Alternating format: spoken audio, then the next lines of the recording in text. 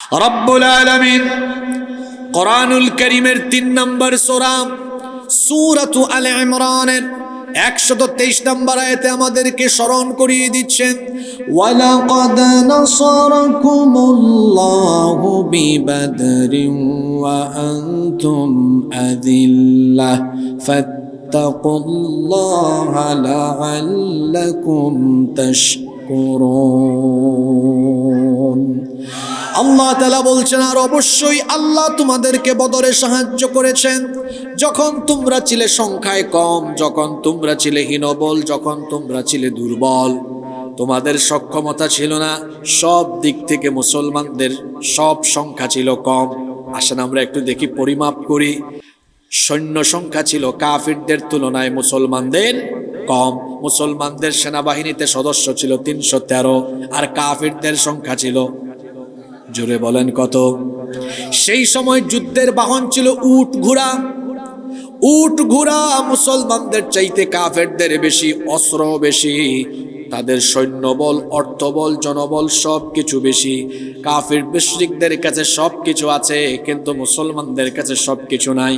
কিন্তু আশ্চর্য ব্যাপার হলো, মুসলমানদের কাছে এমন একটা জিনিস আছে যেটা কাফিরদের কাছে নাই। দেখি বলেন তো, যেটা মুসলমানদের কাছে আছে কিন্তু কাফেরদের কাছে নাই, সেটার নাম কি? আরো জোরে বলেন, সেটার নাম কি?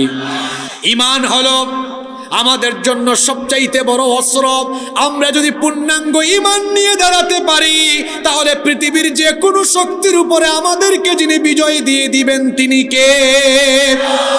আল্লাহর নবী যখন মাত্র ৩১৩ জন নিয়ে বদরের ময়দানে উপস্থিত হলেন, আল্লাহর নবী ভাবছেন, হায় হায় হায়, এত অল্প সংখ্যা নিয়ে কেমনে মোকাবেলা করব, সক্ষমতা আমাদের কম। আল্লাহ তার নবীকে ডেকে বললেন, নবী পেরেশান হবেন না, চিন্তিত হবেন না। আপনার সাথে থাকা এই ৩১৩ জন যদি ঈমান আর তাওয়াক্কুল নিয়ে বদরের ময়দানে দাঁড়াতে পারে, তাদেরকে লড়াই করা লাগবে না। আমি আল্লাহ ঝাঁকে ঝাঁকে ফেরেশতা পাঠায়া আমি আপনার উম্মতকে কাফিরদের উপরে বিজয় দান করে দিব। আল্লাহ নবীর সাথে যে ওয়াদা করেছেন, সেই ওয়াদা কি আল্লাহ পূরণ করেন নাই? আসতে বলবেন না, জোরে বলেন, আল্লাহ কি করেন নাই? কোরআনুল কারীমের ৮ নম্বর সূরা সূরাতুল আনফালের ১২ নম্বর আয়াতে রব্বুল আলামিন বলছেন, ইয ইউহি রাব্বুকা ইলাল মালাইকাতি আন্নী মাআকুম ফাসাব্বিতুল্লাযীনা আমানু সাউলকি ফি কুলুবিল্লাযীনা কাফারুর فاضربوا فوق الأعناق واضربوا منهم كل بنان। আল্লাহ তাআলা বলছেন, স্মরণ করো যখন তোমার প্রতিপালক ফেরেশতাদেরকে বললেন, আন্নী মাআকুম, নিশ্চয়ই আমি তোমাদের সাথে আছি। আমি আমার নবীর সাথে ওয়াদা করেছি ফেরেশতা পাঠায়া সাহায্য করব, সুতরাং তোমরা বদরের ময়দানে নেমে যাও, তোমাদের সাথে আমি আছি। গিয়ে এমন ভাবে কাফেরদেরকে মোকাবেলা করো, ফাতাব্বিতুল্লাযীনা আমানু, যাতে করে ঈমানদারেরা যুদ্ধের ময়দানে দৃঢ় পথ থাকে, ইস্তেকামত থাকে, অবিচল থাকে। আল্লাহ তাআলা তার নবীকে আরো বললেন, ও নবী, চিন্তার কোনো কারণ নাই, যুদ্ধের প্রথম পর্যায়ে কাফিরদেরকে আমি দুর্বল বানিয়ে দিব। আর কিভাবে দুর্বল বানাবো? সাউলকি ফি কুলুবিল্লাযীনা কাফারুর রুব, কাফিরদের অন্তরে আমি ভয় ভীতি সঞ্চার করে দিব। বলেন তো, আমাদের দিলের মালিক কে? আসতে বলবেন না, জোরে বলেন, দিলের মালিক কে? দিলের মধ্যে ভয় ঢুকানো কিংবা দিলের মধ্যে সাহস সঞ্চার করে দেওয়ার একমাত্র ক্ষমতা কার? আল্লাহ বলছেন, ও নবী, যুদ্ধে এদেরকে পরাস্ত করবার জন্য প্রত্যেক কাফিরের অন্তরে আমি ভীতির সঞ্চার করে দিব, আর আমি ফেরেশতা দিয়ে সাহায্য করব। আল্লাহ যখন ফেরেশতা পাঠাচ্ছেন, আল্লাহর কোরআনের শব্দ চয়নের নমুনা কত চমৎকার হতে পারে দেখেন। আল্লাহ ফেরেশতাদেরকে বললেন, ফাদরিবু ফাওকাল আনাক, যাও বদরের মাঠে গিয়ে প্রত্যেক কাফেরের গর্দানের উপর আঘাত করে শরীর থেকে মাথা আলাদা করে দাও। সুবহানাল্লাহ, বাড়িতে গিয়ে বলিয়েন। এত মনোযোগী হয়ে কথা শুনলে হবে? ফাদরিবু ফাওকাল আনাক, ফাওকাল আনাক, গিয়ে ঘাড়ের উপরে আঘাত করে প্রত্যেক কাফেরের শরীর থেকে মাথাকে আলাদা করে দাও। আল্লাহু আকবার। আবু জেহেলের ছেলে ইকরিমা বিন আবু জাহাল তখনও মুসলমান হয়নি। সে বলছে বদরের ময়দানে আমরা 1000-এর বাহিনী নিয়ে দম্ভ ভরে যখন এগিয়ে যাচ্ছিলাম, মুসলমানদেরকে কচুকাটা করে ফেলবো, হঠাৎ করে আমরা দেখলাম সাদা সাদা কাপড় আর সাদা সাদা শুভ্র চেহারা বিশিষ্ট কারা জানি ঝড়ের গতিতে, তুফানের গতিতে এসে আমাদের নেতৃবৃন্দের শরীর থেকে মাথাকে আলাদা করে দিয়েছে। এরা ছিলেন কার ফেরেশতা? জোরে বলেন কার ফেরেশতা? এইভাবে বদরের ময়দানে 313 জন দুর্বল, অস্ত্র শস্ত্র বেশি নাই, সক্ষমতা না নিয়েও ঈমান আর তাওয়াক্কুল নিয়ে যখন দাঁড়িয়েছেন, এই দুর্বলদেরকে কাফেরদের উপর বিজয় দিয়েছেন কে? পৃথিবীতে কোন যুগে কোন কালে মুসলমানরা সক্ষমতা দিয়ে বিজয়ী হয় নাই। যার সাহায্য পেয়ে বিজয়ী হয়েছে, গলার সবটুকু আওয়াজ বড় করে বলেন তো তিনি কে? যে ফিলিস্তিন নিয়ে আজকে আমি কথা উঠিয়েছি, যে আয়াত ধরেছি, শুনেন সেই ফিলিস্তিনের কাহিনী, হাজার হাজার বছর আগের কাহিনী আল্লাহ কোরআনে তুলে দিয়েছেন আপনার দুর্বল ঈমানকে তাজা করবার জন্য। এই ভূমি এর আগেও, অতীতের যুগেও মুসলমানরা সক্ষমতা দিয়ে বিজয় করতে পারে নাই। অতীতেও হাজার হাজার বছর আগেও মুসলমানরা এই ভূমিকে কাফের মুশরিকদের হাত থেকে পুনরুদ্ধার করেছে। যার সাহায্য পেয়ে, জোরে বলেন তো তিনি কে? বাড়িতে গিয়ে আল্লাহর কোরআনের 5 নম্বর সূরা সূরাতুল মাইদা এর 21 নম্বর আয়াত থেকে 26 নম্বর আয়াত ভালো করে পড়বেন। আপনাদের মনোযোগ থাকলে ঘটনাটা বলবো, নাকি মোনাজাত দিয়ে দিব? ঘটনাটা বলবো, মুসা নবীর সময়কার ঘটনা। খেয়াল করে শুনেন, এই একটা ঘটনা লম্বা, এই কাহিনীর ভেতরে বর্তমান সময়ের মুসলমানদের জন্য শিক্ষা আছে। এই মুহূর্তে কি করণীয় সব এই ঘটনার ভেতরে আছে। মনোযোগ আছে সবার? যুবক ভাইরা আছে না ঘুমায় গেছে? এই ঘটনাটা স্পেশালি যুবকদের জন্য। যুবক ভাইরা আছে না ঘুমায় গেছে? লিল্লাহি তাকবীর। কোন নবীর ঘটনা আপনারা জানেন? মুসা নবী আর তার উম্মতকে আল্লাহ এক শয়তান থেকে নাজাত দিয়েছিলেন। ওই শয়তানটার নাম কি? ফেরাউন আর তার দলকে আল্লাহ পানিতে ডুবাইয়া লোহিত সাগরে চুবাইয়া মেরেছেন, আর মুসা নবী আর তার উম্মতকে আল্লাহ নাজাত দিয়েছেন। সুবহানাল্লাহ পড়েন। মুসা আলাইহিস সালাম তার উম্মত নিয়ে লোহিত সাগর ক্রস করে চলে গেলেন। ফেরাউন ধ্বংস হয়ে গেল, তার বাহিনীও ধ্বংস হয়ে গেল। এবার মুসা আলাইহিস সালাম তার উম্মত নিয়ে তিনি কোথায় যাবেন, কোন দিকে ছুটবেন? আল্লাহ মুসা নবীকে আদেশ করলেন, হে আমার নবী মুসা, তুমি তোমার উম্মত নিয়ে জেরুজালেমে চলে যাও। মসজিদে আকসার আশেপাশের যে অঞ্চল ফিলিস্তিন, জেরুজালেম, ওই অঞ্চলে গিয়ে তুমি জিহাদ করো, ওই অঞ্চলকে পুনরুদ্ধার করো। মুসা নবী তখন বললেন, হে আল্লাহ, ওই অঞ্চলকে তো দখল করে শাসন করে বর্তমানে আমালিকা সম্প্রদায়। কোন সম্প্রদায়? আমালিকা সম্প্রদায় ছিল পৃথিবীর সেই সময়ের অন্যতম শক্তিশালী এক জাতি, যাদের বিরাট শক্তিশালী সেনাবাহিনী ছিল। সকল দিক থেকে তারা সমৃদ্ধ এবং সক্ষমতা সম্পন্ন ছিল।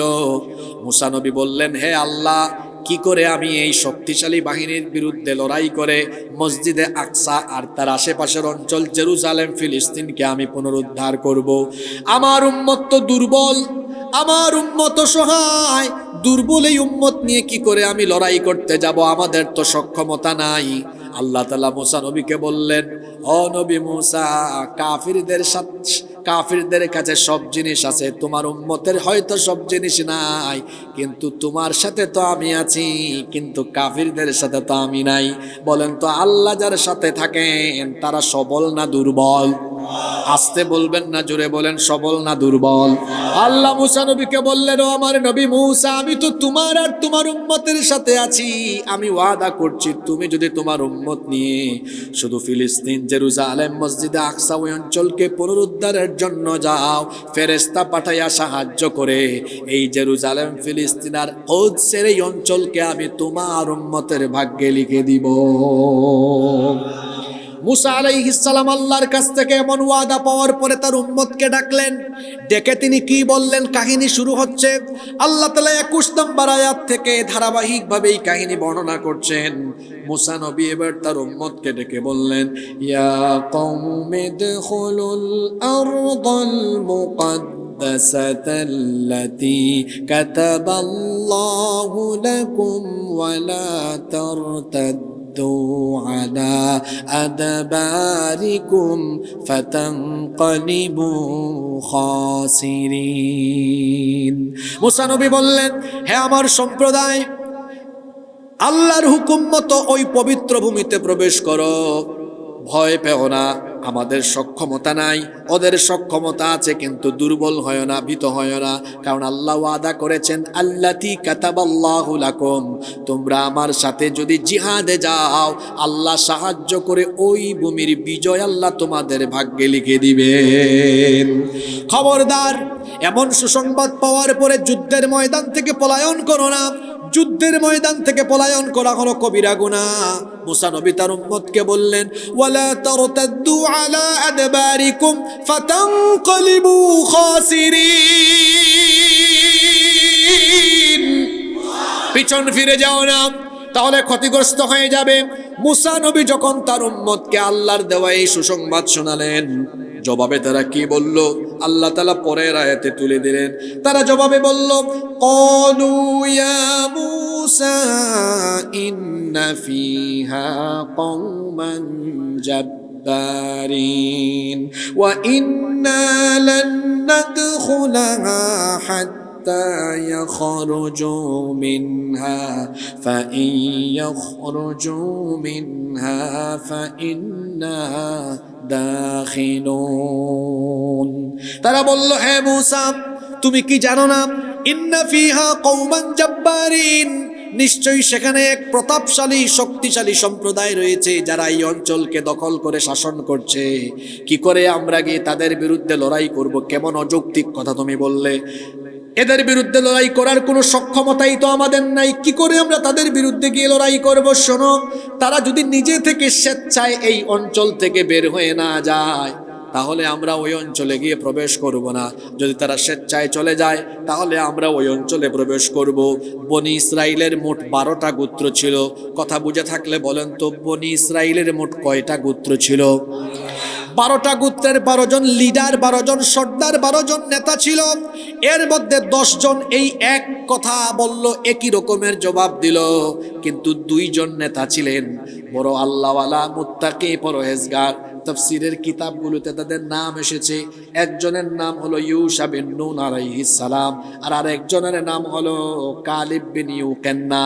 এই 2 জন আল্লাহওয়ালা, মুত্তাকি, পরহেজগার লিডার তখন বাদবাকিদের কথা শুনে অন্যরকম জবাব দিলেন। তারা তখন বললেন, পরের আয়াতে আল্লাহ তুলে দিয়েছেন, ক্বালা রাজুলানি মিনাল্লাযীনা ইয়াখাফুনা আন'আমাল্লাহু আলাইহিম আদখুলু আলাইহিমুল বাবু ফাইযা দাখালতুমুহু ফাইন্নাকুম গালিবুন ওয়া আলাল্লাহি ফাতাওয়াক্কালু ইন কুনতুম মুমিনিন।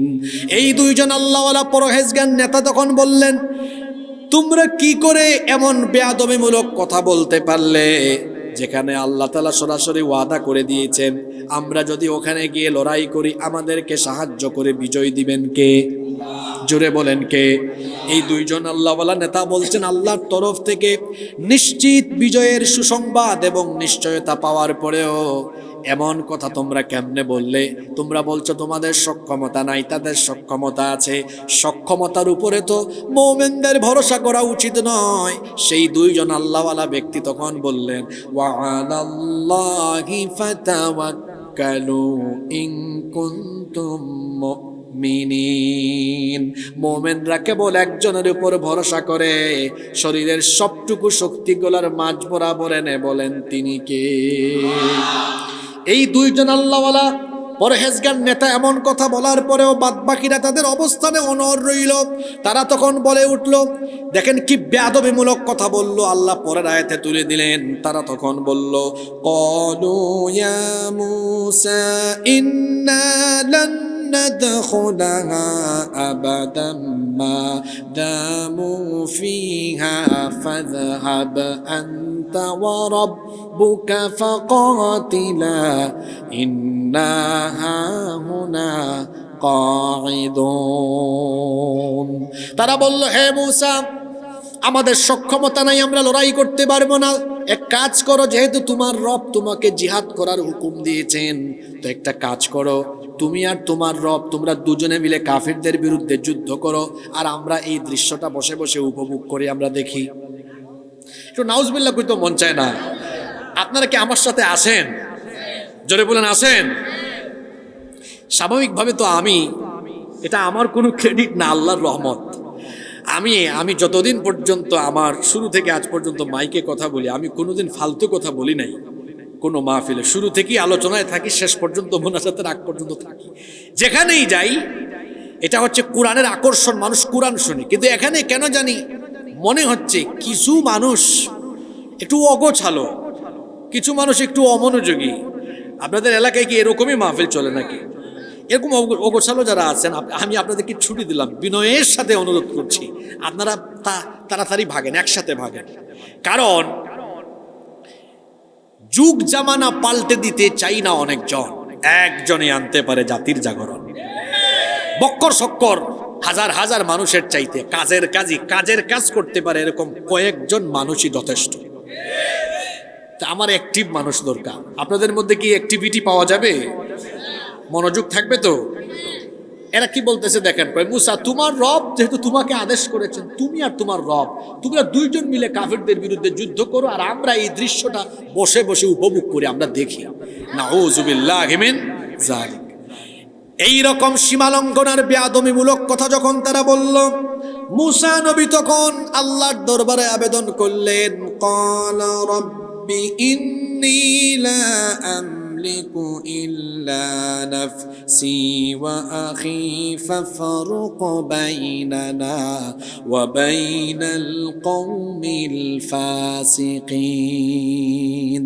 মুসা নবী বললেন, রব আমার আর আমার ভাইয়ের উপরে আমার হয়তো আধিপত্য আছে, কিন্তু বাকিদের উপরে তো আমি জোর খাটাতে পারি না। আমি তোমার দেওয়া সুসংবাদ তাদের কাছে দেওয়ার পরেও তারা এমন আচরণ করলো, সুতরাং তাদের আর আমার ব্যাপারে আপনি আপনার ফয়সালা কার্যকর করুন। আল্লাহ তাআলা এবার মুসা নবীকে জানিয়ে দিলেন, ক্বালা ফাইন্নাহা মুহাররামাতুন আলাইহিম 40 সানাতান ইয়াতিহুনা ফিল আরদি ফালা তা'সা আলাল কওমিল ফাসিকিন। আল্লাহ তাআলা বললেন, ফাইন্নাহা মুহাররামাতুন আলাইহিম 40 সানাহ। মুসা, আমি তো তোমার উম্মতের জন্য বিষয়টা বড় সহজ করে দিয়েছিলাম, বলেছিলাম জেরুজালেমে যাও, শুধু গিয়ে দাঁড়াও, তোমরা লড়াই করা লাগবে না, শুধু দাঁড়িয়ে যাও, লড়াই করবে আমার ফেরেশতারা। আমি বলেছিলাম নিশ্চিত বিজয়ের সুসংবাদ দিয়েছিলাম, ওই ভূমির ভাগ্য, ওই ভূমি তোমার উম্মতের ভাগ্যে আমি লিখে দিব। সুবহানাল্লাহ। আমার পক্ষ থেকেই নিশ্চয়তা পেয়েও তোমার উম্মত বেয়াদবি করলো, গেল না। জিহাদ আমি তাদের উপরে ফরজ করলাম, গেল না। শাস্তি আছে, শাস্তি হলো ফাইন্নাহা মুহাররামাতুন আলাইহিম 40 সানা। যেই ভূমি আমি তাদেরকে দিতে চেয়েছিলাম, এই ভূমিতে তারা আর যেতেই পারবে না। যেখানে আছে ওই জায়গাতেই তারা 40 বছর পর্যন্ত উদ্বাস্তু হয়ে বন্দিত্ব দশা গ্রহণ করবে। তারা তখন ময়দানে তিহ প্রান্তরে ছিল। আল্লাহ বলেন, জায়গায় 40 বছরের জেল। কত বছরের? জোরে বলেন, কত বছরের? এটা আবার কেমন জেল? চারপাশে কোনো শিকল নাই, কোনো দেয়াল নাই, এটা উন্মুক্ত জেল। আল্লাহ বললেন, মুসা তোমার উম্মতকে খুব সাংঘাতিক মুসিবতে ফেলবো, কঠিন আযাব আছে। সেটা হলো এই, তারা বলল, মুসা তুমি আর তোমার আল্লাহ যুদ্ধ করো, আমরা বাড়ি চলে যাচ্ছি। তাদের বাড়ি কোথায়? মিশরে। বাড়ি কোথায়? প্রতিদিন ভোরবেলা সূর্য ওঠার পরে এরা মিশরের উদ্দেশ্যে হাঁটা আরম্ভ করে, সূর্য যখন ডুবে দেখে সকালবেলা যেখান থেকে হাঁটা শুরু করছে সন্ধ্যায় ওই জায়গায় আসছে। মানে বিষয়টা হইলো এমন যে সকালবেলা অনন্তপুর গ্রাম থেকে হাঁটা আরম্ভ করেছে, সারাদিন হাঁটতে হাঁটতে সন্ধ্যাবেলা দেখে আবার অনন্তপুরেই আছে। আল্লাহু আকবার পড়েন। আপনাদেরকে হাসানোর জন্য আর মজা দেওয়ার জন্য এই কিচ্ছা বলতেছিল, চরম শিক্ষা আছে। শিক্ষা হলো এই, এদের উপর 40 বছরের এই গজব আসলো কার পক্ষ থেকে? ওকে, কোন অপরাধের কারণে? হ্যাঁ, কোন অপরাধের কারণে? মনোযোগটা তাই হচ্ছে, কোন অপরাধের কারণে? হ্যাঁ, জিহাদে না যাওয়ার।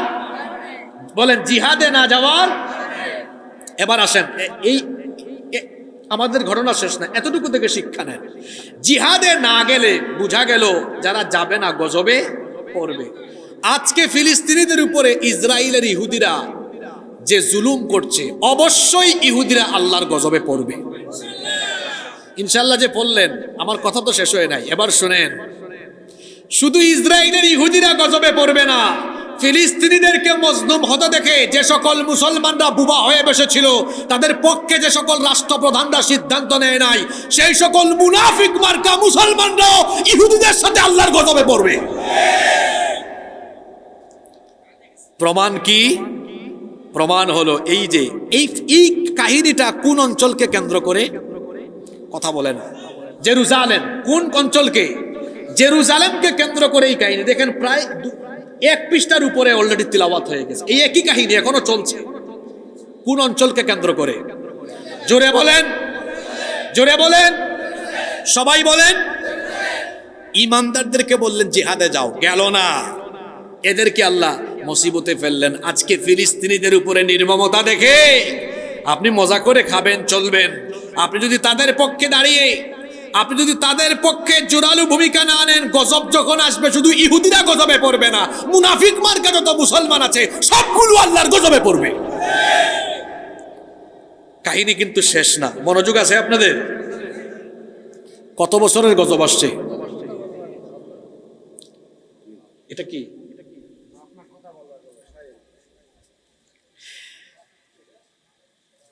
সম্মানিত উপস্থিতি, এবার 40 বছরের গজব আসলো। যারা বয়স্ক মানুষ ছিল এরা মারা গেল। কয়েক বছর পরের কাহিনী বলতেছি। এবার নেক্সট জেনারেশন, পরবর্তী প্রজন্ম, এরা চিন্তা করলো আমাদের বাপদাদারা তো ভুল একটা করে বসছে, যে গজবে আমরা পড়ছি আমরা তো ভুলের উপরে থাকতে পারি। তখন তারা চিন্তা করলো আমরা তওবা করব। ইতিমধ্যে মুসা নবীরও ওফাত হয়ে গেছে। এবার বনি ইসরাইলের দায়িত্ব পেয়েছেন হযরত ইউশা বিন নুন আলাইহিস সালাম। কেউ মনোযোগী হবেন না, পৃথিবীর ইতিহাসে এক আশ্চর্যজনক ঘটনা একবারই ঘটেছে, আর কোনোদিন ঘটে নাই, এখনো সামনে ঘটবে কিনা জানি না, সেই কথাই বলছি। হয়তো এই হাদিস জীবনে অনেকে শুনেনও নাই। মনোযোগ আছে? এবার বনি ইসরাইলের দায়িত্ব পেয়েছেন হযরত ইউশা বিন নুন আলাইহিস সালাম। পরবর্তী প্রজন্মের ছেলেপেলেরা আসছে, বলতেছে আমাদের বাপদাদারা না হয় ভুল করছে, আমরা তো আর এই ভুলে থাকতে পারি, আমরা তওবা করলাম। আল্লাহ তাদের তওবা কবুল করলেন, কিন্তু আল্লাহ বললেন শুধু তওবা করলেই হবে না, আমার যে জিহাদের হুকুম এসেছিল ওই জিহাদে যাওয়া লাগবেই। তারা বলল অবশ্যই আমরা রাজি আছি। সুবহানাল্লাহ পড়বেন না? এবার হযরত ইউশা বিন নুন আলাইহিস সালামের নেতৃত্বে ইমানদারদের বাহিনী গেল ওই জেরুজালেমের উদ্দেশ্যে। লড়াই হবে সেই সময়কার সুপার পাওয়ার আমালিকা সম্প্রদায়ের বিরুদ্ধে। এবার যুদ্ধের ময়দানে যুদ্ধ শুরু হয়েছে। এতক্ষণ তো সূরা মাইদা শুনলেন, এবার আমরা বুখারী শরীফ থেকে একটি আশ্চর্যজনক হাদিস শুনব। লড়াই চলছে, তুমুল যুদ্ধ আরম্ভ হয়েছে। যুদ্ধ করতে করতে করতে করতে পরিস্থিতি এমন তৈরি হয়েছে যে কাফেররা পরাজিত হওয়ার দ্বার প্রান্তে চলে এসেছে। সুবহানাল্লাহ পড়বেন না? দিনটা ছিল জুমার দিন। দিনটা ছিল কোন দিন? সময় হয়ে গেছে আসরের সময়। কোন সময়? এই হাদিসটি বর্ণনা করেছেন সর্বাধিক হাদিস বর্ণনাকারী সাহাবী আবু হুরায়রা রাদিয়াল্লাহু আনহু। হাদিসটি বিখ্যাত হাদিসের 2টি কিতাবে এক যুগে এসেছে, বুখারী শরীফে এবং মুসলিম শরীফে। ইউশা বিন নুন আলাইহিস সালাম জুমার দিন আসরের সময় আকাশের দিকে তাকায়া তিনি সূর্যের দিকে তাকায়া বললেন, হাদিসের মতন নস যেটা মূল কথাটা পড়ছি, ইন্নাকি মা'মুরাতুন ওয়া আনা মা'মুর। তুমিও আল্লাহর আদিষ্ট, আমিও আল্লাহর আদিষ্ট। অর্থাৎ তুমিও আল্লাহর হুকুম মানো, আমিও আল্লাহর হুকুম মানি। তাহলে দুইজন যার হুকুম মানে তিনি কি? তিনি চিন্তা করলেন বিষয়টা আমার আল্লাহকেই বলা দরকার। তিনি চিন্তা করলেন এই যে আজকে জুমার দিন আসরের সময় হয়ে গেছে, কিছুক্ষণ পর সূর্য ডুবে গেলে কোন দিন আরম্ভ হবে? কি বার? শনিবার। আমাদের উম্মতের সাপ্তাহিক ইবাদতের কোন দিন? শুক্রবার। কিন্তু ওই উম্মতের জন্য সাপ্তাহিক ইবাদতের দিন ছিল শনিবার। কি বার ছিল? এখন আসরের সময় সূর্যের দিকে তাকাইছেন, আরে যুদ্ধ আর কিছুক্ষণ চললেই ইমানদাররা বিজয়ী হবে। কিন্তু আজকে যদি কোনোভাবে সূর্য ডুবে যায় আর আজকের মতো যুদ্ধ বন্ধ হয়, তাহলে শনিবার শুরু হবে। এই সাপ্তাহিক ইবাদতের দিন উপলক্ষে একদিন যুদ্ধ বন্ধ থাকবে। এখন কাফেররা পরাজয়ের দ্বার প্রান্তে এসে যদি অমীমাংসিত অবস্থায় যুদ্ধ শেষ হয়, তাহলে রবিবারে দেখা যাবে কাফেররা মিলিটারি সৈন্য বাড়াইয়া আরো শক্তি নিয়ে ঝাঁপিয়ে পড়তে পারে। তখন যুদ্ধ আরো বিলম্বিত হতে পারে। এজন্য হযরত ইউসা বিন নুন আলাইহিস সালাম আকাশের দিকে তাকায় বলতেছেন, সূর্য তুমিও আল্লাহর আদেশ মানো, আমিও তো আল্লাহর আদেশ মানি। এবার তিনি আকাশের দিকে তাকিয়ে বললেন, আল্লাহুম্মা বিসহা আলাইনা, হে আল্লাহ তুমি আজ আসমানের সূর্যকে থামিয়ে দাও ততক্ষণ আমরা কাফেরদেরকে পরাজিত করে জেরুজালেম, কুদস, মসজিদে আকসা এই অঞ্চলকে পুনরুদ্ধার করতে পারবো না যতক্ষণ। হাদিসের শেষের শব্দ এটা, ফাহুবিসাত হাত্তা ফাতাহাল্লাহু আলাইহি। আল্লাহ তখন আসমানের সূর্যকে থামিয়ে দিলেন ততক্ষণ ইমানদাররা বিজয়ী হয়ে কালেমার পতাকা উড়ায় নাই যতক্ষণ। আল্লাহ সূর্যকে বললেন, হে সূর্য তুমি আজকে থেমে থাকবে ততক্ষণ। আজকে ইউসা বিন নুন আলাইহিস সালামের নেতৃত্বে ইমানদাররা এই জেরুজালেমে কাফেরদের বিরুদ্ধে লড়াই করে কাফেরদেরকে পরাজিত করে এই জেরুজালেমে কালেমার পতাকা উড়াবে না যতক্ষণ সূর্য তুমি জায়গায় থেমে থাকো ততক্ষণ। সুবহানাল্লাহ। পৃথিবীর ইতিহাসে এই ঘটনা একবারই ঘটেছে। আসমানের সূর্যকে থামায়া দিয়ে আল্লাহ তাআলা ফিলিস্তিনের এই ভূমি ইমানদারদের ভাগ্যে দিয়ে দিয়েছে। সুবহানাল্লাহ পড়বেন না? এবার আপনারা কোরআন হাদিস থেকে এই লম্বা ঘটনাটি শোনার পরে বলেন তো, এই জেরুজালেমের অঞ্চলকে পুনরুদ্ধার করতে গিয়ে মুসলমানরা কি সক্ষমতা নিয়ে গিয়েছিল না ঈমান নিয়ে গিয়েছিল? জোরে বলতে হবে, কি নিয়ে গিয়েছিল? সক্ষমতা বেশি ছিল কার? কাফিরদের। সক্ষমতা বেশি ছিল কার? মুসলমানদের সক্ষমতা ছিল না। কিন্তু যখন আল্লাহর উপর ভরসা করে গিয়েছে সেই ইমানদারদেরকে বিজয় দিয়েছেন কে? তাহলে আপনারা আমাকে বলেন তো, যারা এই কথা বলেন হুজুর বাস্তবতায় আসেন, বাস্তবে তো আমাদের সক্ষমতা নাই, ওই বাস্তববাদীদেরকে আমি বলছি, সক্ষমতা দিয়ে পৃথিবীতে কোন যুগে কোন কালে মুসলমানরা ইতিহাস রচনা করে নাই, তারা ইতিহাসকে পাল্টে দিয়েছে আল্লাহর সাহায্য পেয়ে। এবার একটা ঐতিহাসিক ঘটনা সংক্ষেপে বলবো, যেটাতে যুবকদের জন্য শিক্ষা আছে। আপনারা ভাবিয়েন না যে হুজুর আজকে কি কাহিনী শুনে চলে যাবে, মোটেও না। এক ভাই এখানে সুন্দর স্লিপ দিয়েছে, খুব চমৎকার কিছু কথা লেখছে, কিন্তু এই ভাইয়ের সমস্যা হচ্ছে তার প্রাণ সইতেছে না। আপনাকে তো সবুর করতে হবে, আপনাকে চিন্তা করতে হবে একটা আলোচনা শুরু হয়েছে, এটা ফিনিশিং হয় কোথায় গিয়ে। সবুর করা লাগবে কিনা?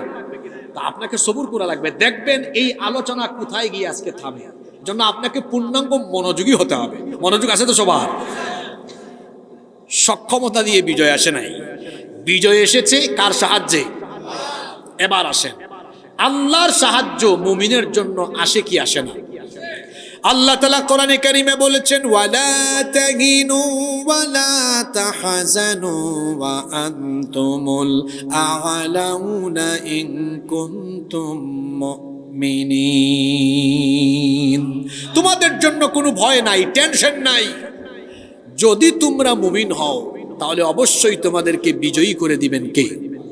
এখানে একটা ইফ, একটা যদি আছে। বলেন তো যদি কি হওয়া লাগবে? জোরে হওয়া লাগবে। কি হওয়া লাগবে?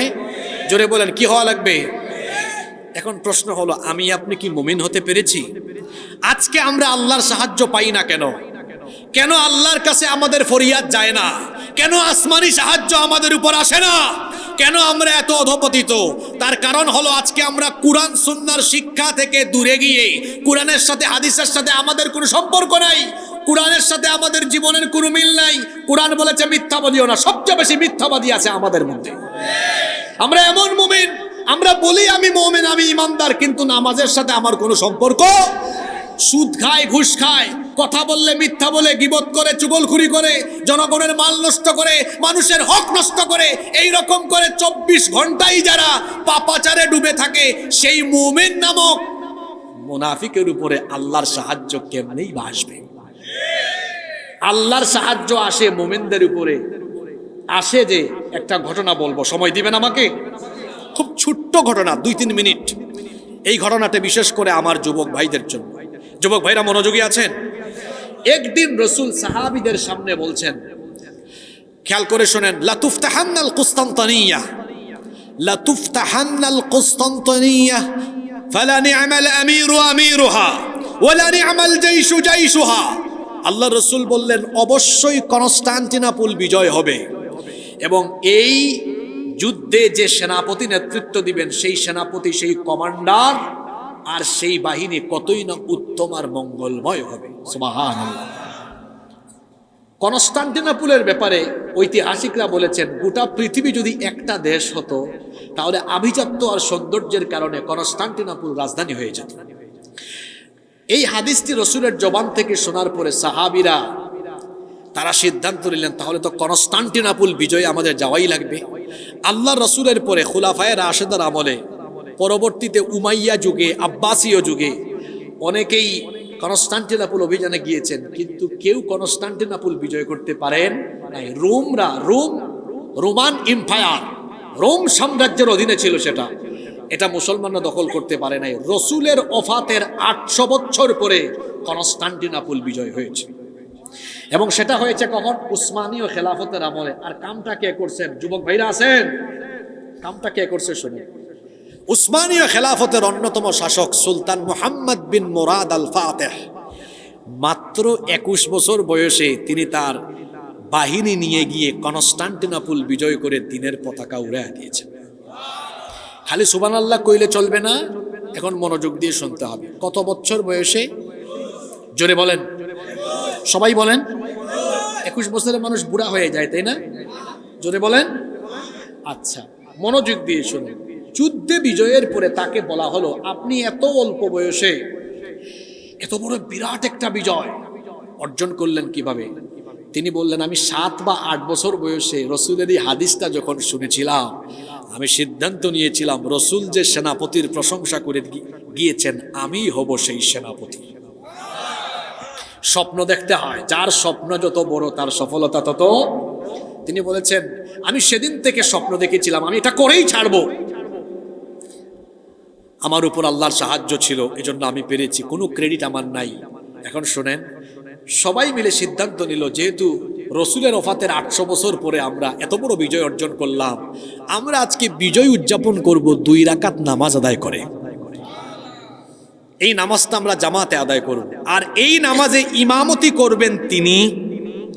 বালেগ হওয়ার পর থেকে আজ পর্যন্ত 5 ওয়াক্ত নামাজ জামাতের সাথে এবং মা'আত তাকবীরাতিল উলা, প্রথম তাকবীরের সাথে যিনি বালেগ হওয়া থেকে নিয়ে আজ পর্যন্ত 5 ওয়াক্ত নামাজ আদায় জামাতে করেছেন, তার ইমামতিতে আমরা আদায় করব।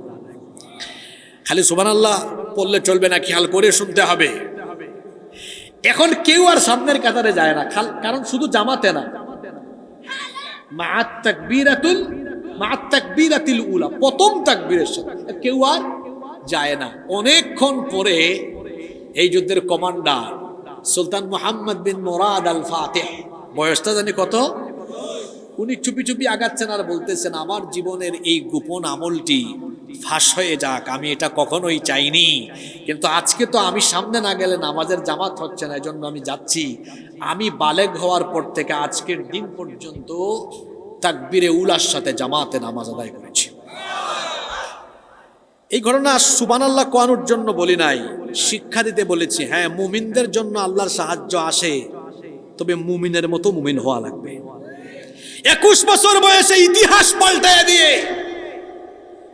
এই যুবক কনস্টান্টিনোপল বিজয় করেছেন। আমরা যদি নিজেদেরকে ইমানে, আখলাকে, আমলে সমৃদ্ধ করতে পারি, গোটা পৃথিবী আমরা বিজয় করে ফেলতে পারবো। কিন্তু বলেন তো, আমরা কি আমাদের ইমান, আমল, আখলাককে ওই জায়গায় নিয়ে যাই? আমরা রাত 12টা পর্যন্ত ওয়াজ শুনি, কিন্তু ফজরের নামাজ অনেকে কাজা করি। বলেন, যে ব্যক্তি রাত 12টা পর্যন্ত ওয়াজ শুনে ফজরের নামাজ গিয়ে কাজা করে, সেই ব্যক্তি কি সত্যিকারের মুমিন? জোরে বলেন, সত্যিকারের মুমিন? আল্লাহ রাসূল বলেছেন, যার মধ্যে নামাজ নাই তার মধ্যে ঈমান নাই। নামাজ ছেড়ে দিলে খুশি হয় কে? জোরে বলেন, খুশি হয় কে? যারা 5 ওয়াক্ত আজান হলে নামাজে যায়, এরা আল্লাহর জমিনে আল্লাহর খলিফা। আর যারা 5 ওয়াক্ত আজান হলে নামাজে গিয়ে আল্লাহকে সাজদা দেয় না, এরা হলো আল্লাহর জমিনে শয়তানের খলিফা। খুব কষ্ট পেলেন আপনি, তাই না এই কথা শুনে?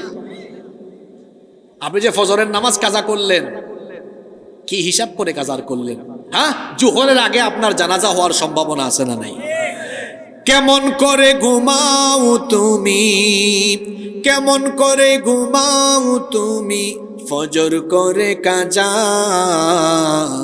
এমনও তো হতে পারে জোহরে জানাজা। হতে পারে কি পারে না?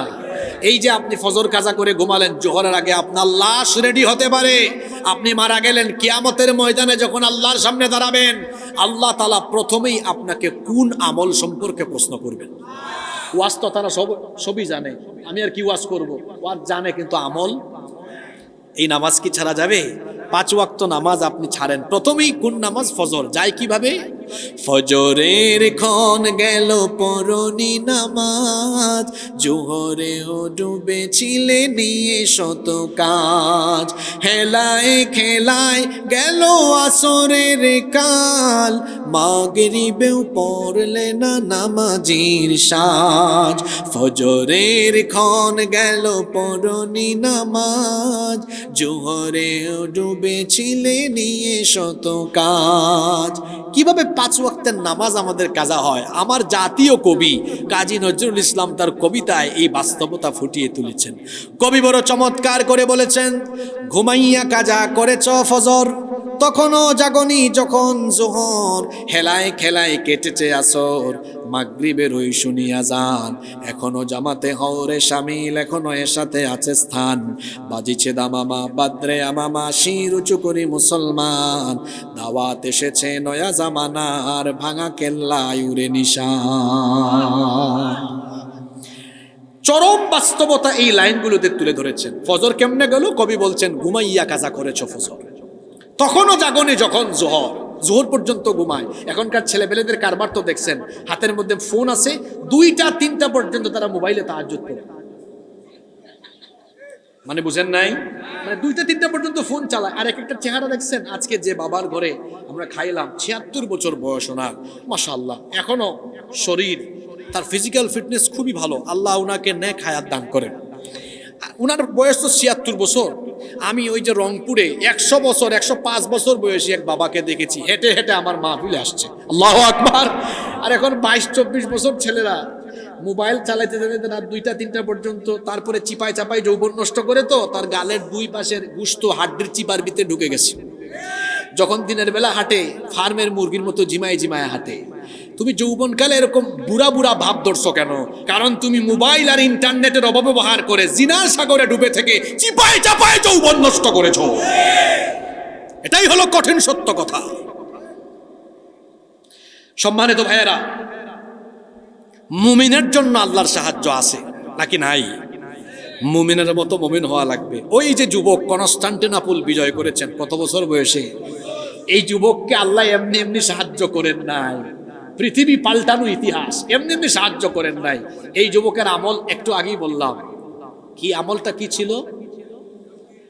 জামাত তো পড়েছেই, আবার কিসের সাথে? প্রথম, আমরা এখানে যারা আজকে বসে আলোচনা শুনতেছি, আমরা কি এই সিদ্ধান্তটা নিতে পারি না যে আমরাও তাকবীরে উলার সাথে জামাতে নামাজ আদায় করব?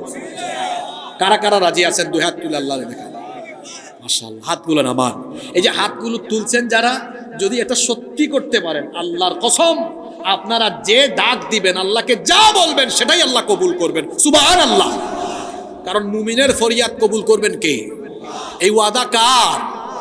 তবে মুমিনের মতো মুমিন হওয়া লাগবে। আজকে আমাদের ইমানের রোগ ধরেছে। জোরে বলেন তো, ইমানে কি ধরেছে? এখন এই রোগ দূর করার জন্য ব্যবস্থা আছে না নাই? আপনারা যখন অসুস্থ হন, ডাক্তারের কাছে গেলে ডাক্তার আপনাদেরকে কি দেয়? কেউ বলছেন ওষুধ, কেউ বলছেন প্রেসক্রিপশন। এখন সঠিকভাবে বলেন, ডাক্তার আগে আপনাদেরকে কি দেয়? হ্যাঁ, কি দেয়? ওই প্রেসক্রিপশনে লেখা থাকে কোন ওষুধ কয় বেলা খাবার আগে না পরে খাবেন। ডাক্তার যেমন রোগীকে প্রেসক্রিপশন দেয়, ঠিক তেমনি আমার আপনার ইমানের রোগ দূর করার জন্য আল্লাহ একটা প্রেসক্রিপশন দিয়েছেন। সেই প্রেসক্রিপশনের নাম হলো, জোরে বলেন, প্রেসক্রিপশনের নাম কি? সবাই বলেন, নাম কি? যেভাবে প্রেসক্রিপশনে লেখা থাকে যে এই ওষুধ খাবারের আগে, ওই ওষুধ খাবারের পরে, ঠিক তেমনি আমাদের ইমানের রোগ দূর করার জন্য আল্লাহ এই কোরআনে লিখে দিয়েছেন যে তুমি তোমার ইমানকে ঠিক রাখতে হলে, তুমি আমার প্রকৃত বান্দা হতে হলে এটা করবে, এটা করবে না। যেমন শুরুতেই আল্লাহ বলে দিয়েছেন, তুমি যদি আমার পরহেজগার বান্দা হতে চাও, ঈমান আনার পরে ইউকিমুনাস সালাত, সালাত কায়েম করো। তারপরে গোটা কোরআনে আল্লাহ তাআলা আলোচনা করেছেন কি করবে কি করবে না। আল্লাহর ইবাদতের পরে আল্লাহ বলেছেন তোমার মা বাবার খেদমত করো, স্ত্রীর হক আদায় করো, প্রতিবেশীর হক আদায় করো, ভাই বোনের হক আদায় করো, সুদ খাইও না, ঘুষ খাইও না। সুদ খায়, ঘুষ খায়, হারাম খায় এমন মানুষ তো আমার সমাজে নাই। জোরে বলেন আছে না নাই? যারা সুদখোর, যারা ঘুষখোর, যারা হারাম খায়, এই হারামখোরদের কোনো দুয়া, মুনাজাত, ইবাদত, বন্দেগী আল্লাহর দরবারে কবুল হয়। কারণ হারামখোর যখন হারাম খায় তার শরীরের রক্ত মাংস হারাম হয়ে যায়। আর এই হারামখোরের কোনো দুয়া আল্লাহর দরবারে কবুল হয়। ইবাদত কবুলের পূর্ব শর্ত হলো হালাল খাওয়া। ইবাদত কবুলের পূর্ব শর্ত কি? তো বলছিলাম, মনে করেন আপনার প্রেসার হয়েছে, high pressure, low pressure, diabetics হয়েছে, যে কোনো রোগ নিয়ে গিয়েছেন, ডাক্তার সাহেব বলেন এই নেন 1 পৃষ্ঠার প্রেসক্রিপশন দিলাম, যান বাড়ি যান। এই প্রেসক্রিপশনে যে নিয়ম কানুন লেখা আছে মেনে চলবেন। মেনে চললে ভালো থাকবেন, মেনে না চললে অসুস্থ হবেন।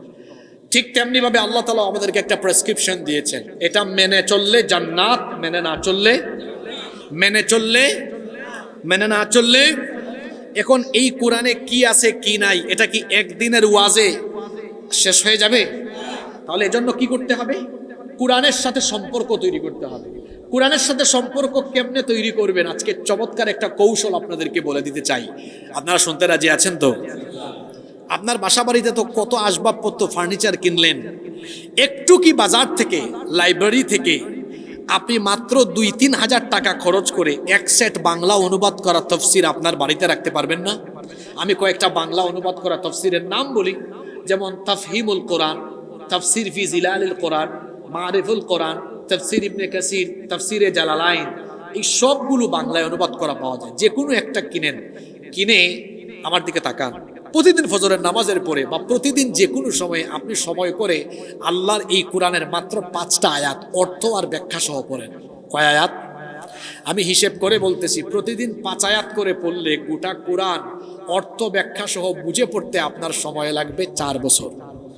যদি আপনি 5-এর জায়গায় 10 আয়াত করে পড়েন সময় লাগবে 2 বছর। যদি আপনি 20 আয়াত করে ডেইলি পড়েন সময় লাগবে 1 বছর।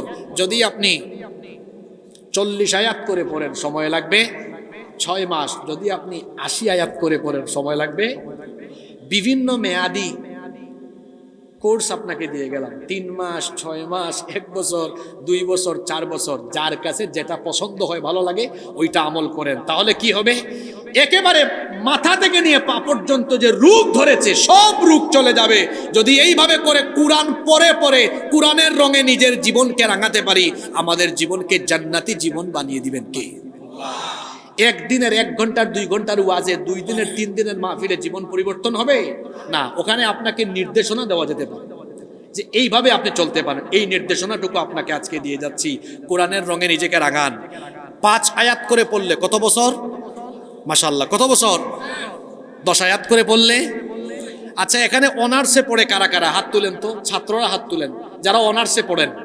আচ্ছা ভাই, আপনাদের অনার্স কয় বছর? তো আপনারা আপনাদের বুক শেলফে কোরআন রেখে পড়ার আগে প্রতিদিন 5 আয়াত করে পড়বেন, অনার্সের সার্টিফিকেটও পাবেন, অন্যদিকে কোরআনও পুরা পড়া শেষ হয়ে গেছে। সুবহানাল্লাহ। যারা অনার্স করে ফেলেছেন, মাস্টার্সে আছেন, মাস্টার্স আমাদের দেশে কোনো কোনো ইউনিভার্সিটিতে 1 বছর, কোনো কোনো ইউনিভার্সিটিতে 2 বছর। তো যাদের 2 বছর, আপনারা এক কাজ করেন না, 10 আয়াত করে পড়েন, 2 বছরে শেষ। যারা ক্লাস 6-এ পড়েন, 6-এ আজকে সিদ্ধান্ত নেন প্রতিদিন 5 আয়াত করে পড়বেন। এসএসসি পরীক্ষাও দিবেন, কোরআন পড়াও শেষ হয়ে যাবে। আরে সরকার আপনার সিলেবাসে কোরআন দেয় নাই তো কি হয়েছে? আপনার সরকার আপনি, বুঝেন নাই? আপনার সরকার আপনি। আপনি এরকম একটা সিলেবাস তৈরি করেন, প্রতিদিন 5 আয়াত, তাইলে 4 বছরে শেষ। 10 আয়াত 2 বছরে শেষ। 20 আয়াত 1 বছরে শেষ। 40 আয়াত 6 মাসে শেষ। 80 আয়াত 3 মাসে শেষ। সুবহানাল্লাহ পড়বেন না? আপনারা কি এই সিস্টেমটা ফলো করতে পারবেন? যার যেটা ভালো লাগে। তবে আপনাদের কষ্ট হচ্ছে নাকি? একেবারে গুনে গুনে কি 10টা মিনিট কষ্ট করে আমাকে সময় দিবেন? গুরুত্বপূর্ণ কথা আমার রয়ে গেছে। এখন আসেন, আমরা সবাই কোরআন পড়লাম। আমরা কোরআন পড়ে পড়ে আচ্ছা, এখানে কিছু প্রশ্ন আসছে, এগুলোর ব্যাপারে আমরা আলোচনায় আসবো পরে। আমরা নিজেরা কোরআন পড়ে 4 বছরে, 2 বছরে, 1 বছরে কোরআন শেষ করলাম, এতে কি আমাদের দায়িত্ব আদায় হয়ে যাবে? না। আল্লাহর রসুলকে আল্লাহ কোরআন দিয়েছেন। আল্লাহর রসুল কি করেছেন? আল্লাহ রসুলের জীবনকে 3 ভাগে ভাগ করা হয়েছে। কয় ভাগে? নবুয়ত পূর্ব জীবন 2 ভাগে। একটা হলো নবুয়তের আগের জীবন, একটা হলো নবুয়তের পরে 10 বছর মক্কায়, 13 বছর মক্কায় জুলুমে নির্যাতনে কাটালেন। এরপরে মদিনায় গিয়ে থাকলেন 10 বছর। ওই 10 বছরে আল্লাহ রসুল মদিনাকে পরিচালনা করলেন রাষ্ট্রপ্রধান হয়ে। কার দেওয়া আইনের ভিত্তিতে? জোরে বলেন, কার দেওয়া আইনের ভিত্তিতে? আল্লাহ রসুল কি মানুষের তৈরি করা আইন দিয়ে রাষ্ট্র চালিয়েছেন? কার দেওয়া আইন দিয়ে? তাহলে আমরা শুধু কোরআনকে তেলাওয়াতে, খতমে আর জ্ঞান গবেষণায় সীমাবদ্ধ রাখলে চলবে না। রসুলের আদর্শে আদর্শিত হয়ে আল্লাহর কোরআনকে মসজিদ মাদ্রাসার পাশাপাশি পার্লামেন্ট পর্যন্ত নিয়ে যেতে হবে। পার্লামেন্ট পর্যন্ত যখন নিয়ে যাব, তখন এই কোরআনের পূর্ণাঙ্গ বরকত আমরা সবাই পাবো ইনশাআল্লাহ। বেশি কথা বলবো না, মাত্র 2টা উদাহরণ দিয়ে আজকে আমরা মোনাজাতের দিকে অগ্রসর হব ইনশাআল্লাহ। এবং এই কথাগুলো আপনাদের প্রত্যেকের জন্য আমি আপনাদের কাছে একটা অনুরোধ রেখে যেতে চাই। সেটা হলো এই, আজকের পুরা ওয়াজ মনে রাখতে পারেন আর না পারেন, এই 2টা কথা দয়া করে মনে রাখবেন। পাশাপাশি আমার অনুরোধ হলো, আগামীকাল থেকে দোকানে দোকানে, অলিতে গলিতে, পাড়ায় পাড়ায় আল্লাহর ওয়াস্তে মেহেরবানি করে এই 2টা কথা আপনারা ছড়ায় দিবেন সবার কাছে। পারবেন? যাদের ফেসবুক অ্যাকাউন্ট আছে, আপনারা এই 2টা পয়েন্ট আগামীকাল ফেসবুকে লিখবেন। কেন লিখবেন একটু পরে বুঝবেন। যদি আল্লাহর কোরআনের শাসন এই দেশে কায়েম হয়, আল্লাহ যেন করে দেন, বলেন আমিন। বহুবিধ ফায়দা আপনারা পাবেন। তার মধ্য থেকে 2টা ফায়দার কথা আজকে আপনাদেরকে বলব। কয়টা ফায়দা? নাম্বার 1, 1 নাম্বার, যদি এই দেশে আল্লাহর কোরআনের শাসন কায়েম হয়, একজন মানুষ না খাইয়া থাকবে না। আগেই যে ঠিক কইলেন, এখন যদি বলি বলেন তো কেমনে? ফর্মুলা তো দিতে পারবেন না। আগে শোনেন, পুরাটা শোনেন। একজন মানুষ না খায়া থাকবে না, ক্ষুধার্ত থাকবে না, দরিদ্র থাকবে না, গরিব কেউ থাকবে না। সারা দেশে একজন গরিব খুঁজেও আপনি বের করতে পারবেন না। আল্লাহু আকবার। এটা কি গলাবাজি, চাপাবাজি? না, আমি আপনাকে বুঝাইয়া শোনাইয়া বলবো কিভাবে সমাজ থেকে দারিদ্রতার অভিশাপ। এখনো আমার দেশে কত মানুষ 3 বেলার মধ্যে 1 বেলা খাইতে পারে না। রাস্তায় রাস্তায় ঘুরে আর বলে, আমাকে একটু খাবার কিনে দাও, 2 দিন ধরে আমি খাই না। 54 বছর দেশ স্বাধীন হয়েছে, কি করলাম বলেন তো আমরা? এখনো এই দেশে মানুষ না খাইয়া মারা যায়। দারিদ্রতা, ক্ষুধার্ত মানুষের এই হাজারি চিরতরে দূর করার জন্য আল্লাহ তাআলা কোরআনে একটা ফর্মুলা দিয়েছেন। সেটা কি? আল্লাহ বলছেন, আমি যদি মুমিনদেরকে রাষ্ট্র ক্ষমতা দেই তাহলে তারা কি করবে? সূরা হজে আল্লাহ বলেছেন, আল্লাযীনা ইম্মাক্কান্নাহুম ফিল আরদি আকামুস সালাতা ওয়া আতাউজ যাকাতা ওয়া আমারু বিল মা'রুফি ওয়া নাহাউ আনিল মুনকার ওয়ালিল্লাহি আকিবাতুল উমুর। যদি আমি মুমিনদেরকে রাষ্ট্র ক্ষমতা দেই, 1 নম্বরে তারা সালাত কায়েম করবে, 2 নম্বরে তারা যাকাত আদায় করবে। আমার দিকে তাকান। সারা জীবন যাকাতের কথা শুনছেন, কিন্তু এইভাবে শুনেন নাই। আবারও বলছি কথাটা, সারা জীবন যাকাতের কথা শুনছেন, কিন্তু এইভাবে শুনেন নাই। কোনভাবে? আমাদের দেশে 99% জন মুসলমানের যাকাত আদায় একদমই হয় না। তারা হিসাব নিকাশ করেও দিবে না, দিলেও যাকাতের নামে শাড়ি লুঙ্গি বা অনুমান করে মানুষকে অন্যান্য দানের মতো দান করে দেয়। বাজারের সবচেয়ে ফালতু শাড়ি আর লুঙ্গি কিনে এনে গরিবদেরকে এগুলা দিয়ে, গরিবের সাথে যারা তামাশা করে, সেই সকল লোকদের যাকাত কিন্তু আদায় হয় না। আর যাকাতের নামে শাড়ি লুঙ্গি বিতরণ করলে যাকাত তো আদায়ই হয় না, কারণ যাকাত দিতে হয় 8 খাতে। জোরে বলেন তো কয় খাতে? এটা কোরআনে বলেছেন কে? এই 8 খাতের মধ্যে প্রথমেই 2 শ্রেণীর কথা বলা হয়েছে, ইন্নামাস সাদাকাতু লিল ফুকারা ওয়াল মাসাকিন, ফকির এবং মিসকিন। প্রশ্ন হতে পারে, কেন আল্লাহ তাআলা সবার আগে ফকির মিসকিনদের কথা বলেছেন? কারণ এই ফকির মিসকিনরা দরিদ্র, অসহায়, দারিদ্র সীমার নিচে বাস করে, অনেকে না খায়া থাকে, 1 বেলা খাইলে 3 বেলা খায় না।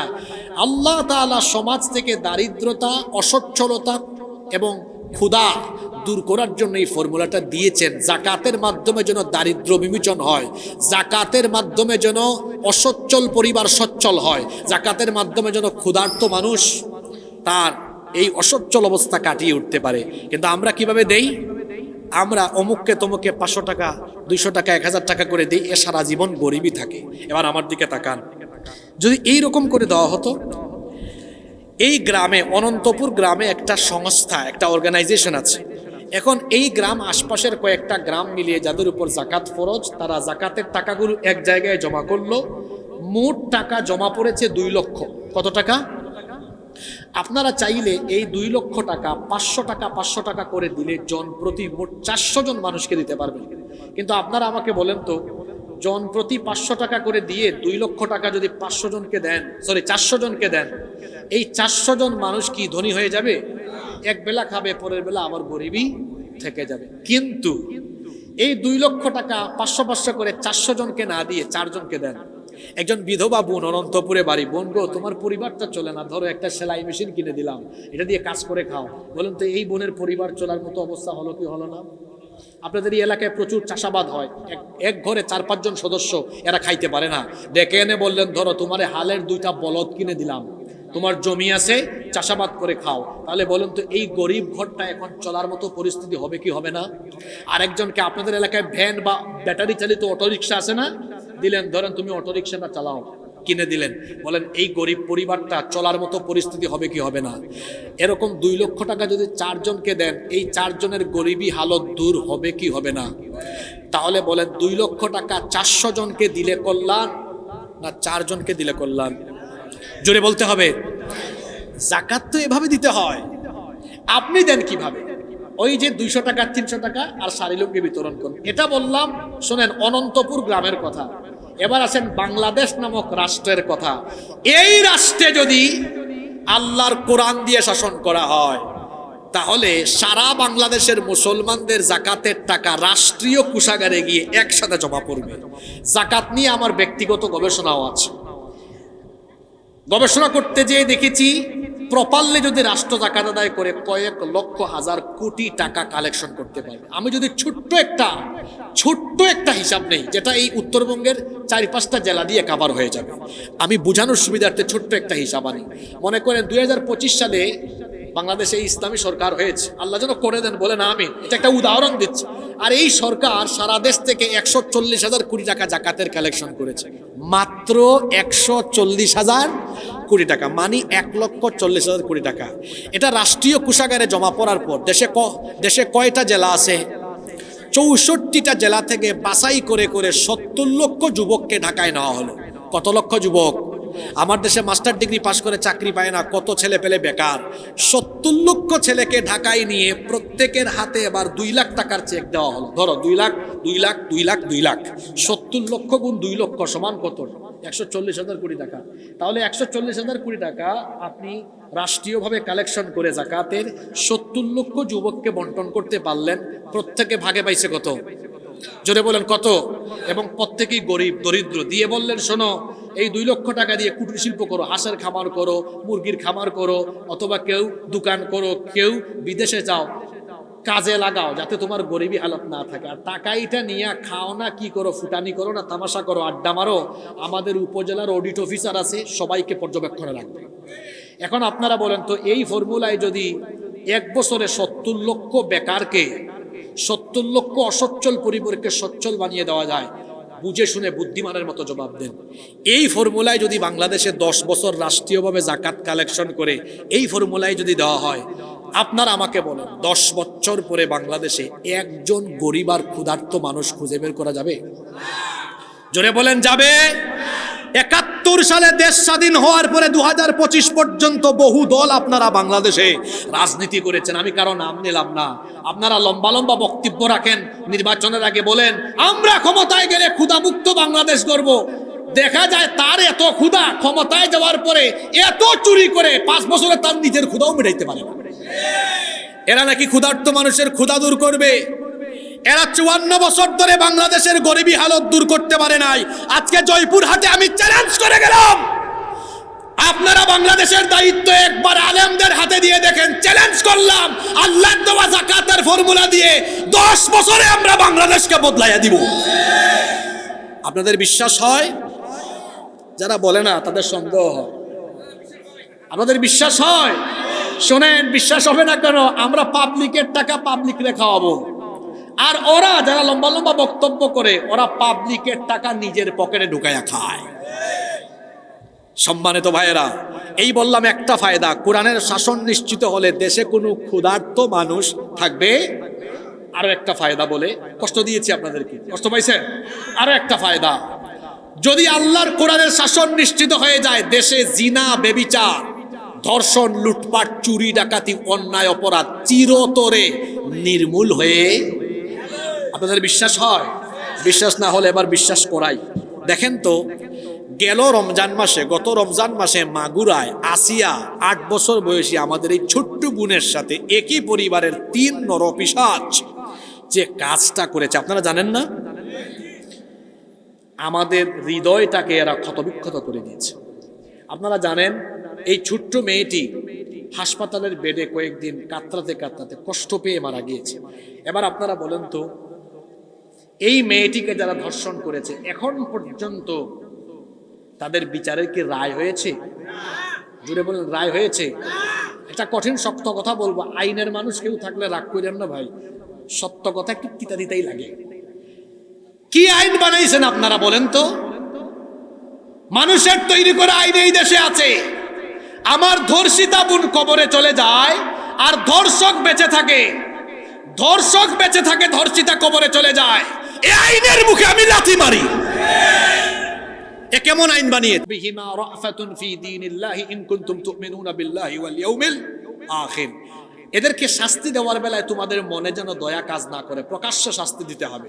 এখন আপনারা আমাকে বলেন তো, এই দেশে যদি কোনো একজন ধর্ষককে বাইতুল মুকাররমের সামনে মৃত্যুদণ্ড, রজম কার্যকর করা হয়, দেশে বাদ বাকি যতগুলো লুচ্চা বদমাইশ আছে সব সোজা হবে কি হবে না? জোরে বলেন, হবে কি হবে না? চোর চুরি করেছে, আমাদের দেশে অনেক চোর জেলখানায় গিয়ে কয়েক মাস পরে জামিন নিয়ে এসে পরে আর চোর থাকে না, প্রমোশন নেয়, ডাকাত হয়। হয় কি হয় না? কারণ আপনারা মানুষের তৈরি করে আইন দিয়ে এই দেশ পরিচালনা করেন। এই আইনগুলো এরকমই, কিন্তু যদি কোরআনের বিচার থাকতো, কোরআনের বিচার হতো আক্কেলপুরে চুরি করেছে, আক্কেলপুর থানার সামনে হাত কেটে দাও। বলেন, আক্কেলপুরে একজন চোরকে যদি থানার সামনে হাত কাটা হয়, আক্কেলপুরে আর চুরি হবে? চোররা বলবে, আরে বাপরে বাপ, জীবনেও চুরি করবো। চুরি ডাকাতি 54 বছর ধরে আপনারা কমাতে পারেন নাই। একবার আলেমুল আমাদের হাতে বাংলাদেশের দায়িত্ব দিয়ে দেখেন, কোরআনের আইন কায়েম হয়ে গেলে চুরি ডাকাতি জুলুম সব বাংলাদেশ থেকে নির্মূল হয়ে যাবে। এখন আপনারা বলবেন, হুজুর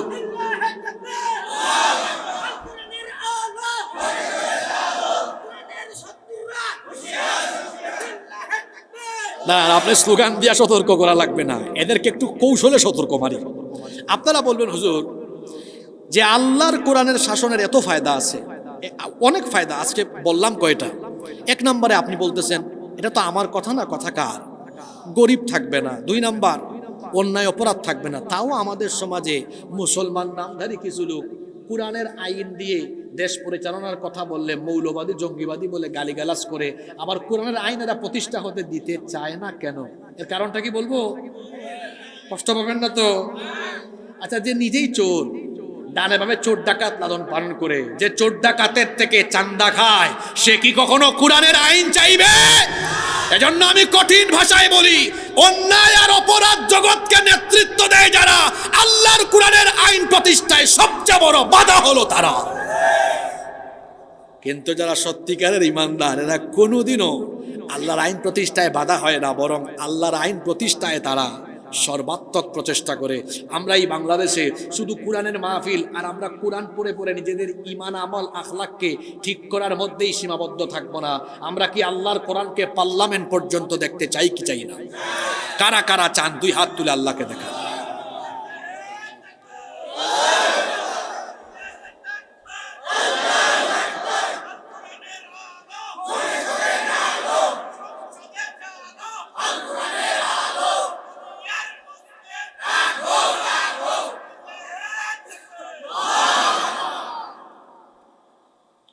আজকে আমি যে কয়টা পয়েন্টের উপর আলোচনা করলাম, একটু খোলাসা সামারি বলে দিই।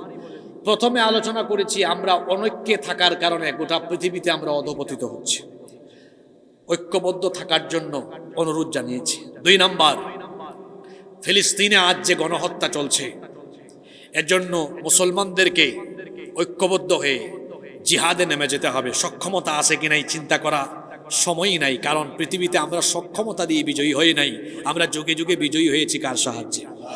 কুরআন, হাদিস, ঐতিহাসিক ঘটনা আর বাস্তব অনেক ঘটনা দিয়ে তা আপনাদেরকে বুঝিয়েছি। এরপরে মুসলমানদের উপর সাহায্য আসে তখন সে পূর্ণাঙ্গ মুমিন হয় যখন। আর পূর্ণাঙ্গ মুমিন হতে হলে ইমানের রোগ দূর করার জন্য যে প্রেসক্রিপশন কি গ্রহণ করতে হবে, সেই প্রেসক্রিপশনের নাম কি? এবং সর্বশেষ বলেছি, এই কোরআনের প্রেসক্রিপশন গ্রহণ করার জন্য একটা সুন্দর সিলেবাস বানাতে হবে। 4 বছর, 2 বছর, 1 বছর, 6 মাস, 3 মাস, মনে আছে তো? 5, 10, 20, 40, 80 সিলেবাসটা মনে আছে না? এটা পালন করবেন তো? সর্বশেষ পয়েন্টে আলোচনা করেছি, আজকে প্রায় 5-6টা পয়েন্টের উপর আলোচনা করলাম। সর্বশেষ পয়েন্টে আলোচনা করেছি শুধু কুরআন হাদিস শিখে বুঝেই দায়িত্ব শেষ না, এই কোরআনের কার্যকারিতা, কোরআনের বরকত পরিপূর্ণ পেতে হলে এই কোরআনের শাসন ও রাষ্ট্র ব্যবস্থার সর্বোচ্চ জায়গায় নিশ্চিত করতে আল্লাহ আমাদেরকে কবুল করে নেন।